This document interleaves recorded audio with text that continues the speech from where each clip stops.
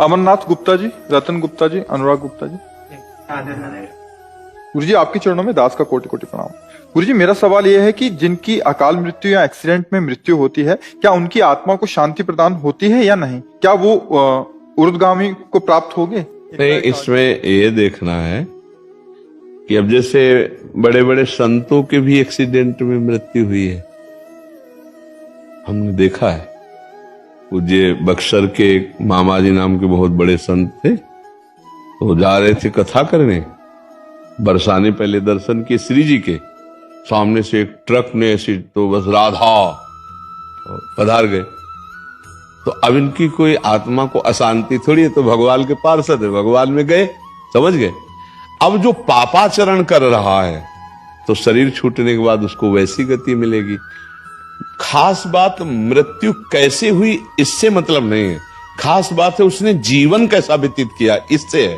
जैसे पूज्यपाद श्री उड़िया बाबा जी महाराज इतने बड़े सिद्ध संत, और अंतिम दशा होती कि गड़ासा से नहीं, वो एक पागल आदमी, विकसित आदमी, कई गड़ा से ऐसे और उससे, तो अब क्या अधोगति होगी क्या? अरे वो तो जीते जी ब्रह्म पद प्राप्त महापुरुष है, समझ रहे ना। मृत्यु की घटना से किसी के परिणाम को नहीं जोड़ा जा सकता, उसके जीवन से परिणाम को जोड़ा जाता है। उसका जीवन कैसा था?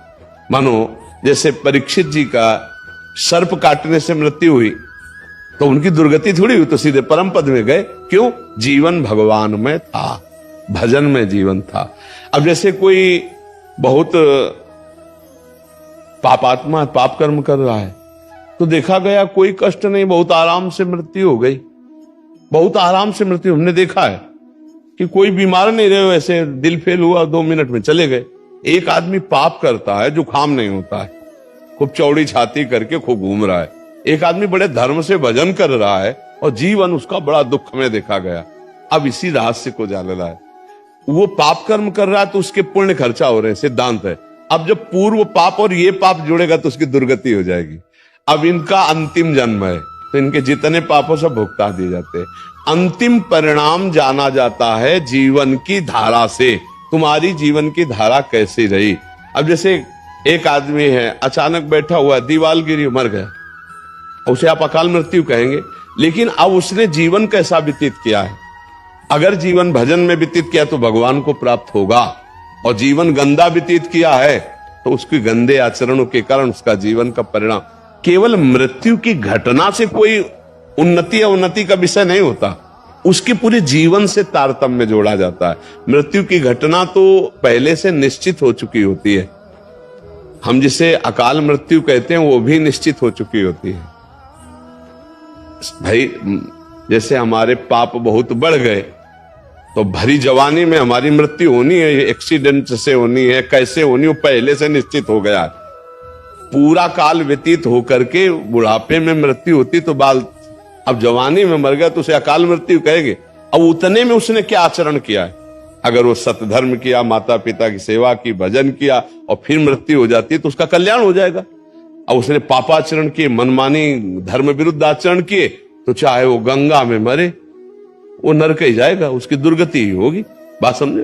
गोस्वामी तुलसीदास जी कह रहे, राम राम राम जी जोलो तू न जपी है, तोलो तू कहूं जाए तिहू ताप तपी है। सुरसर तीर, गंगा जी के तीर, बिन नीर दुख पाइए, सुरतर तरे तो दारी। इसीलिए हम कहते हैं राधा राधा राधा राधा राधा जपो। मृत्यु की घटना से किसी के जीवन का फाइनल नहीं किया जा सकता, उसके जीवन की धारा से उसके जीवन का फाइनल होता है। हाँ, अगर मृत्यु के समय राम कृष्ण हरि नारायण कुछ निकल गया, अब फाइनल बदल जाएगा। पूरा जीवन पाप रहा, अंतिम में अगर राम हरि कृष्ण राधा निकल गया, अब तुम्हारा काम बन जाएगा। वहां देखा है। लेकिन घटना से कि उसकी ऐसी मृत्यु हुई तो उसकी दुर्गति हो सकती है, ऐसा नहीं हो सकता। ये पक्की बात है। आप समझ पा रहे हैं? जी गुरु जी, बहुत। अब बिटिया थी मेरी, 2 बेटी थी, 23-24 साल की, बहू थी 29 साल की, 1.5 साल की पोती थी। 7 साल हो गए, मन व्यतीत रहता है। हाँ, क्योंकि अपनापन होता है ना परिवार से। तो अब देखो, इसका हम रोज घोषणा करते हैं एक बार सत्संग में, इस लोक का नाम याद कर लो, क्या है? मृत्यु लोग यहाँ सबको मरना पड़ेगा भैया।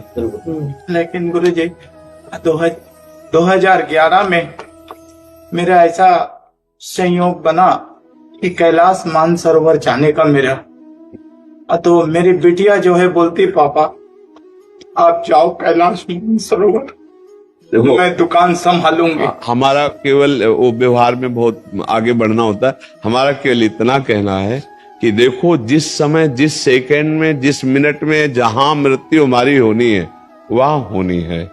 वो हमारे कोई प्रियजन बनकर जो आते हैं वो अपने कर्मों का भोग भोगने आते हैं और हमको भुगाने आते हैं। जैसे आप कह रहे हो 7 साल से मैं दुखी हूं, तो अब दुखाई तो दे के गए ना, वो अपने कर्मों को भोग करके गए और हम उनके चिंतन में दुखी हूं। अध्यात्म यही बल देता है कि उनके चिंतन को त्यागो, हरि चिंतन में लगो। ये ठगबाजी करने के लिए माया सब चरित्र रचती, न तो कोई तुम्हारा पुत्र है न कोई तुम्हारी पुत्री, एक सच्चिदानंद भगवान ही ये नाटक कर रहे। अब अपने को संभाल लो और खूब नाम जप करो और किसी के प्रति रो मत, अब प्रभु के लिए रो।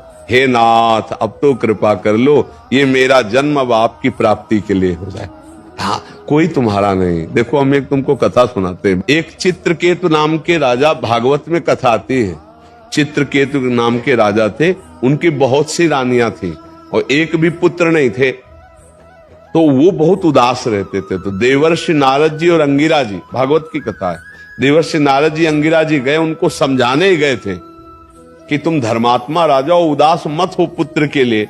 तो उन्होंने जाकर के जब समझाने की कोशिश की तो उन्होंने कहा हमको इस समय ज्ञान नहीं, हमें पुत्र चाहिए, यदि हम पर कृपा करने आए हो तो हमें पुत्र दो।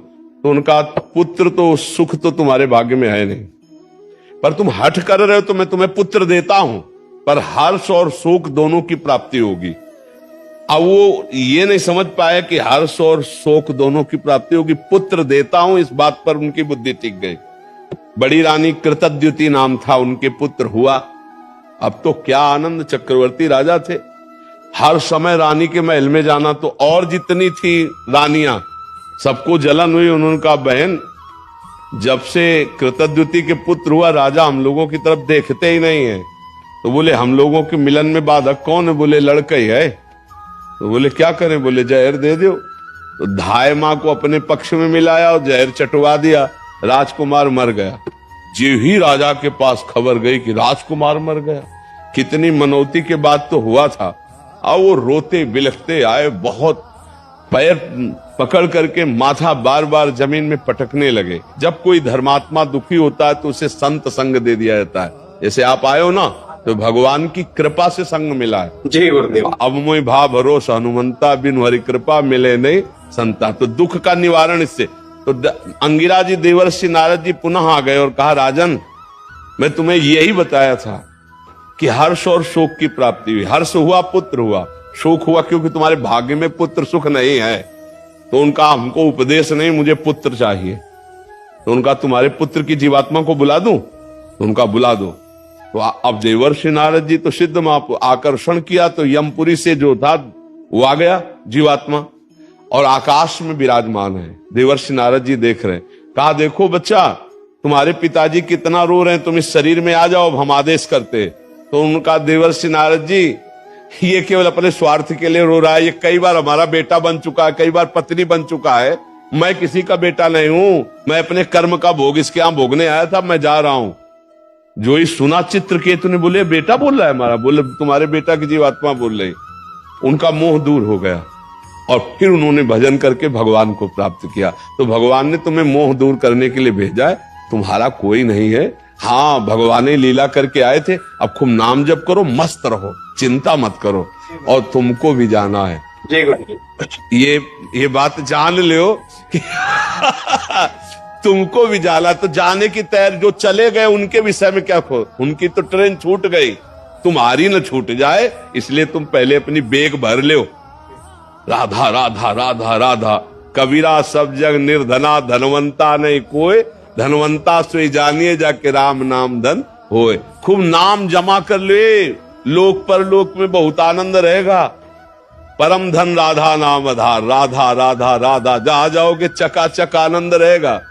अब यही का बैंक बैलेंस किया। ये देश ऐसा है कि कपड़ा तक उतरा लिए जाते हैं, मतलब शरीर कपड़ा है ना आत्मा का, ये भी आग लगा दिया जाता है। अब केवल जीवात्मा पर कर्म को लेके जाता है। कर्म हमारे हमको बहुत दुख देंगे, देख लो। ऐसे ऐसे कर्म कियो, सब लोग बैठे हो, अगर आप ऐसे निर्णय पूछा जाए कि ऐसे कर्म करने वाले को क्या दंड मिलेगा, तो आप क्या उत्तर देंगे? खुद देख लीजिए। जो आप कर्म किए हो और अपने को क्षमा कर दिए हो, वही कर्म आप एकांत में डायरी में लिखो और फिर सोचो कि अगर मुझे निर्णायक बनाया जाए इन्हीं कर्मों का दंड देने के लिए, तो हम क्या दंड देंगे? वो कर्म सब तुम्हारे सुरक्षित हैं दंड देने के लिए, जिनका तुम्हें दंड नहीं मिला। तो राधा राधा राधा राधा भगवान को पुकारो तो कह रहे हम सर्व पापेभ्यो मोक्षयिष्यामि मा शुचा, मैं तुम्हें समस्त पापों से मुक्त कर दूंगा। तो अभी समय है, अभी राधा राधा राधा राधा कृष्ण कृष्ण हरि हरि, अभी अपना कल्याण कर लो, रो पीटो मत। यहाँ जो जितने समय के लिए आता है उतने समय के बाद चला जाता है, कोई गर्भ से चला जाता है। एक आए थे परिवार के, उनका 6 वर्ष का अकेला लड़का, 6 वर्ष का लड़का हमारा मार दिया भगवान ने। उनका भाई अगर हमारी बात समझ में आवे तो भगवान ने नहीं मारा, वो जीव अपने कर्म से केवल 6 वर्ष के लिए भारत भूमि में मनुष्य रूप में आया, अब वो चला गया। तो आपका भी कर्म है कि अब आप दुख भोग रहे हो उसके वियोग में। नाम जप करो, भगवान को कोसो मत। जो जितने मिनट के लिए आया उतने मिनट ही रहेगा। अगर रोकने की बात होती तो भगवान जी दशरथ जी को मरने नहीं देते। हुआ ना दशरथ जी का मरण, जटायु भगवान के हाथ में ही शरीर छोड़ रहा है कि नहीं छोड़ रहा है? इससे हमारी बात ये समझो, सुनो भरत भावी प्रबल बिलख कहो मुनिनाथ, हानि लाभ जीवन मरण जस अपजस विद्या। खूब राधा राधा जपो, मस्त रहो और तैयारी करो चलने की। ये रहने वाला देश नहीं है, हर चीज यहाँ की छुड़ा ली जाएगी। दुनिया में लाखों का मेला जुड़ा, हंसा जब जब उड़ा तो इसलिए देखो, समझ जाओ तो फिर रोना क्या, और जब जाग गए तो सोना क्या।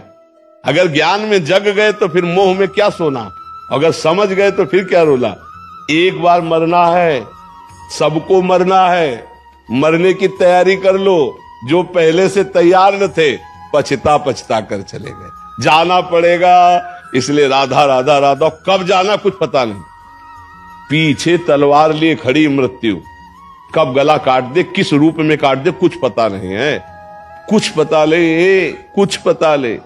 नाच रहे हैं और नाचते नाचते ऐसे हुए और गिरे मर गए। फिल्मी गाना चल रहा है और नाच रहे और मर गए। मुंह का लील नहीं सकते, आ बोला तो फिर आगे धा नहीं बोल पाओगे। जितना बस उतने में रोक दिए जाओगे। सरकारी काम है, सब छीन लिया जाएगा, पहले ये समझ लो। तुम्हारा यहां कुछ नहीं रहेगा। स्त्री पुत्र परिवार मकान दुकान बैंक बैलेंस सब छीन लिया जाएगा, तुम्हारा शरीर छीन लिया जाएगा। तुमको अकेला यहां से जाना होगा। तुम्हारे पास होगा तो तुम्हारे कर्मों की पोटरी होगी, धर्म और अधर्म जो किया है, और इन दोनों पोटरियों को आग लगाना हो तो नाम जप करो, राधा राधा राधा राधा राधा। बढ़िया चकाचक व्यवस्था होगी, मरने में भय नहीं लगेगा और भगवान के समीप जाकर आनंद भोगोगे। जैसे भारत में आनंद ले रहे हो, ऐसे भगवान के दिव्य धाम में तुम्हारे लिए हर व्यवस्था होगी। अलग महल होगा, बढ़िया भोजन व्यवस्था बढ़िया, मरना है नहीं। ठाकुर जी का भोग मिलता है वहां धाम में, प्रियालाल के साथ खेलने को मिलता है और परम सुख प्राप्त होता है। मरने का भय नहीं, आना जाना नहीं, बुढ़ापा नहीं। खूब मीठा खाओ, शुगर नहीं होगी। हाँ, high blood pressure low blood pressure नहीं होगा भगवान के धाम में। इसलिए हम सब तैयारी करें भगवान के धाम में जाने की।